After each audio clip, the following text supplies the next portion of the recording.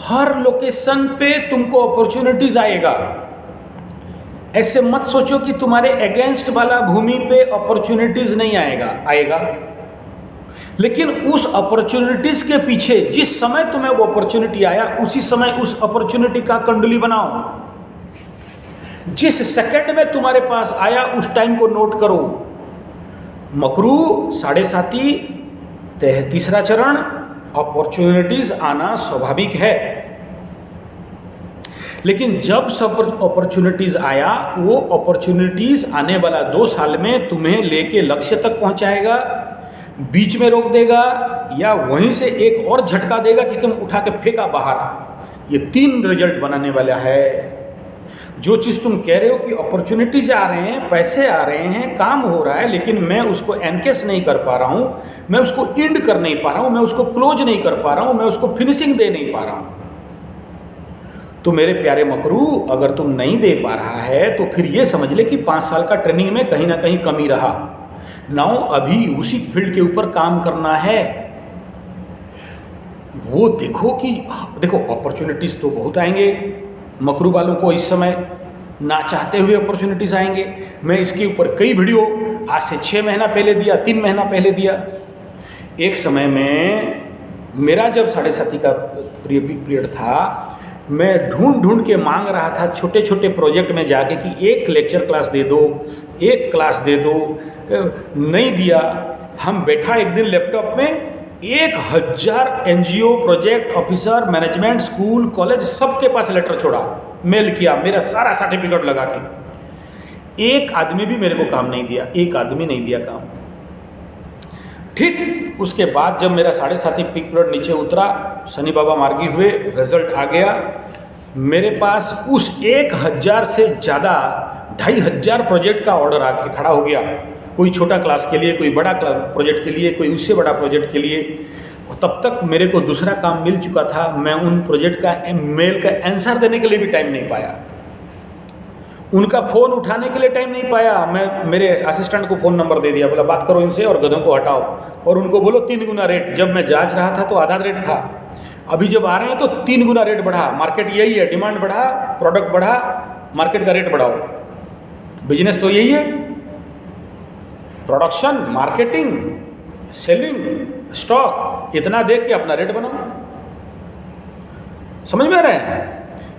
तीसरा कि मेरे पास जब आया, जिस समय आ गया प्रोजेक्ट, उस समय तुरंत मारा कि भाई इसका क्या होने वाला है, कितना दूर चलेगा, इसका कौन सा दशा है, इसका कौन सा अंतरदशा है। कंप्यूटर में आजकल बनाने के लिए आगे ना हाथ गिनती करते करते, अभी तो कंप्यूटर में खड़ाक से निकल जाएगा, ये कितना दूर तक साफ देगा, यहाँ से मुझे कितना रिटर्न आने वाला है। उस टाइम जोन का, जिस समय प्रोजेक्ट तुम्हारे पास आया, जिस समय तुम्हारे पास नया ऑप्शन आया, उसी समय उसका कुंडली निकाल दो। नहीं आता है तो मेरा दक्षिणा दे दो, हम देख के तुम्हारा बताते हैं। तुम 5 करोड़ कमाएगा कि 5 लाख कमाएगा कि 0 हो जाएगा, उसके लिए मेरा दक्षिणा तुम नहीं देगा। तुम अगर 5 करोड़ कमाएगा तो एटलीस्ट प्रश्न कुंडली निकाल लेना 5000 देके। नहीं समझ में आया? प्रश्न कुंडली निकाल, एनालिसिस करवा ले, फिर देखते हैं कैसे तुम फेल हो जाएगा। जो आंसर निकल रहा है वो आंसर ले ले। कितना दिन तक चलेगा देख ले, कब तक इसका बेड टाइम आ जाएगा देख ले, उसी हिसाब में सिलेक्शन कर, आगे बढ़, तब तुम फेल नहीं होगा। लेकिन हर अपॉर्चुनिटी को तुम बोलेगा सब मेरा है, सबको जुगड़ के बैठ जाऊं, और उसके बाद कोई नहीं कर पाए, कुछ भी नहीं कर पाओ, ना घर का ना घाट का, दुश्मन अनाज का, धोबी का गधा, अनाज का दुश्मन, धरती का बोझ बन के और बैठो। तो सीखा क्या यार 7.5 में तुम लोग हैं? देखो, ढूंढो, उन रेत में से सोना निकालना है अभी। यही शनि का 7.5 का तीसरा चरण का ज्ञान है कि मुझे रेत से तेल निकालना आना चाहिए, मुझे रेत से सोना निकालना आना चाहिए। और नहीं आया तो ये 7.5 में तुम कुछ सीखा ही नहीं, शनि बाबा सिखाए नहीं। और तुमको कम से कम तीसरा चरण शनि का 7.5 में, और लक्ष्मी योग जब तुम्हारे मकर से मीन शनि में, कुछ मिलेगा नहीं बोल के अभी से फाइनल करके लिख दो, खाता बंद करो और जाके सो जाओ। ये सीखो कि रेत से तेल निकालना है, और रेत को खाक छानना पड़ता है तभी सोना मिलता है बाबू, खाक छानना पड़ता है। तुम खाक छानना नहीं चाहता है, तुम बोलता है अपने आप हम बैठे रहें, सोना आके मेरे हाथ में गिर जाए। कैसे नहीं गिरेगा यार? डायमंड फैक्ट्री, डायमंड में हजारों टन कोयला छानने से एक डायमंड निकलता है। तुम कोयला छानना ही नहीं चाहता है। यूट्यूब डिस्कवरी में देखो जाके, ज्योग्राफिक वर्ल्ड में सोना कैसे निकलता है। टन टन टन हजारों टन माटी छानते हैं, 1 ग्राम सोना निकलता है। तो तुम माटी तो छानना नहीं चाहता है, तेल पेड़ना नहीं चाहता है। तेल कैसे निकलेगा? तुम अगर बालू को पेड़ेगा नहीं तो पेड़ो, बिना मतलब का लगो, बिना मतलब का लगो, लेकिन फोकस तुम्हारे लक्ष्य के दिशा में हो। तो पहला बात में क्या बोला? Avoid the place, avoid the unnecessary zone, भाग जाओ, ऐसे नहीं बोलना चाहिए। लेकिन सोचो तुम्हारी कुंडली में शनि भगोड़ा जोन में बैठा है, उदाहरण दे रहा हूँ।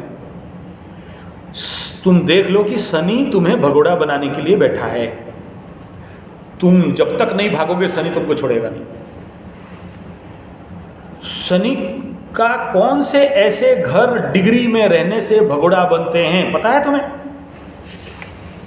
उसे ढूंढो। मेरा शनि मुझे भगोड़ा बनाना चाहता है, मेरे जन्म स्थान में रखना चाहता है, मेरे को रणछोड़दास बनाना चाहता है। मेरा शनि क्या बनाना चाहता है? शनि बोल रहा है तुम भागेगा हम देंगे। शनि कहीं किसी को बैठा के देते हुए देखे हो?